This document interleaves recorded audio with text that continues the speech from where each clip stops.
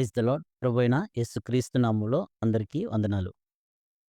మేము మీ కొరకు ప్రార్థనలో జ్ఞాపకం చేసుకుంటున్నాము.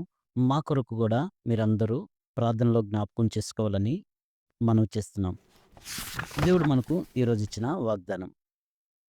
సంఖ్యాకాండము 6వ అధ్యాయము 24వ వచనం చూద్దాం. యెహోవా నిన్ను ఆశీర్వదించి నిన్ను కాపాడును గాక. ఆమేన్. దేవుని యొక్క ఆశీర్వాదం, దేవుని యొక్క కాపుదల. అయితే దేవుడు నిన్ను ఆశీర్వదించి నిన్ను కాపాడును గాక అంటున్నారు. అంటే ఆశీర్వాదమే కాపాడటం అని అనుకుంటాం.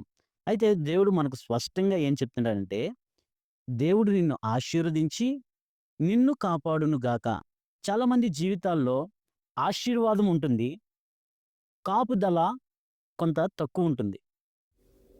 మరి ఆశీర్వాదం అంటే కాపాడటమే కదా అని అనుకుంటాం. దేవుడు కొన్ని కొన్ని సమయాల్లో మనల్ని ఆశీర్వదిస్తారు. కొన్ని కొన్ని సమయాల్లో మనల్ని కాపాడుతా ఉంటారు. కాబట్టి దేవుడు మనకి ఆశీర్వాదమును, కాపుదలను ఇస్తానని వాగ్దానం చేశారు.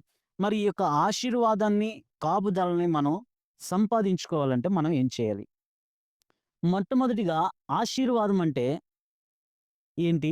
కాపుదల అంటే ఏంటి? వీటికి ఉదాహరణగా బైబిల్‌లో ఉన్న భక్తుల్ని మనం తీసుకొని చూద్దాం. అయితే ఆశీర్వాదం అంటే కేవలం సంపద మాత్రమే కాదు. దేవుని యొక్క ఆశీర్వాదం అంటే మంచి జీవితము, ఆరోగ్యకరమైన జీవితము, శాంతికరమైన జీవితము, విజయం కలిగించే జీవితము, మంచి వాతావరణంని మనం ఉండే జీవితాన్ని దేవుడు ఆశీర్వాదకరంగా చూపించారు. అలాగే కాపాడుట అంటే మరి కొంతమంది జీవితంలో ఆశీర్వాదం ఉంది. ఒక్కొక్కసారి కాపుదలన్నది ఉండదు. దేవుడు అంగీకరిస్తారు. మరలా తర్వాత ఆశీర్వాదం అన్నది ఉంటది. అది హెచ్చుతగ్గులుగా ఉంటుంది. కాపుదల అన్నది హెచ్చుతగ్గులుగా ఉంటది. ఆశీర్వాదం అన్నది గూడా హెచ్చుతగ్గులుగా ఉంటుంది. అయితే దేవుడు మన జీవితంలో కాపుదల, ఆశీర్వాదం రావాలంటే మనము లోకంలో ప్రత్యేకించబడాలి. ప్రత్యేకించబడటం అంటే 10 మందుంటే మనం ఒక్కళ్ళమే విడిగా ఉండడం ప్రత్యేకించబడటం కాదు. 10 మంది ఒక రకమైన వస్త్రధారణ కలిగితే మనం ప్రత్యేకంగా వేరే వస్త్రధారణ కలిగి ఉండడం కాదు గానీ 10 మందిలో మనము ప్రభువుకి ఇష్టులుగా ఉండటం. ప్రభువుని ఘనపరిచే వారిగా ఉండటం. ప్రభువుని హెచ్చించే వారిగా ఉండడం ప్రత్యేకించబడిన జీవితం. అలాగే 10 మందిలో మనతో పాటు ఎవరు ఆ ఇట్టి ప్రవర్తన కలిగి ఉన్నారో వారితో పాటు సహోదర భావం కలిగి, ఐక్యత కలిగి ముందుకు సాగిపోవడం అన్నది దేవుని పట్ల ప్రత్యేకించబడిన జీవితంగా గమనించాం.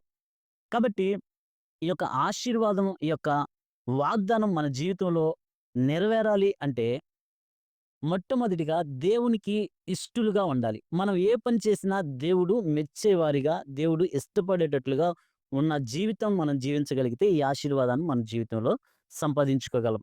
అయితే ఆశీర్వదించబడి కాపాడని వారు, కాపాడబడుతూ ఆశీర్వదించబడిన వారు, మనం ఉదాహరణకి మనం కొన్ని పేర్లు చెప్పుకుంటే మరి ఆశీర్వాదం ఉంది. కాపుదల లేదు. యోబు గారి జీవితంలో మొట్టమొదటిగా ఆశీర్వాదం ఉంది. కానీ శోధనలో కాపుదల లేదు. మరి యోసేపు గారి జీవితంలో కాపుదల లేదు. దేవుని ప్రణాళికలో ఉంటాడు.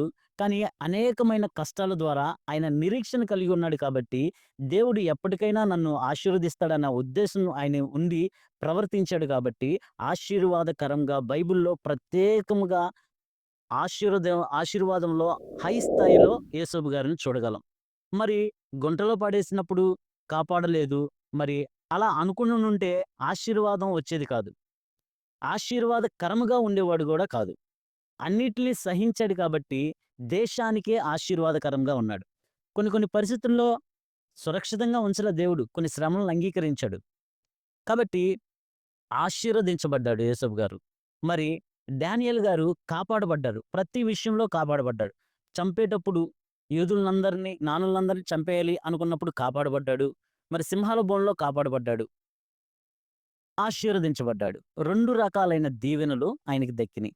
అలాగే మన జీవితాన్ని బట్టి, మనము దేవుణ్ణి సేవించే విధానాన్ని బట్టి దేవుడు మనకు ఆశీర్వాదమును, కాపుదలను దయచేస్తాడు. కాబట్టి ఆశీర్వాదము, కాపుదల 2 మన జీవితంలో ఉండాలంటే, మనం చేసే ప్రతి పని దేవుడు మెచ్చుకునేటట్లుగా ఉండాలి. ఇట్టి వాగ్దానం మనకు, మన కుటుంబంలో ఉన్న వారందరికీ దేవుడు దయచేయును గాక. ఆమేన్.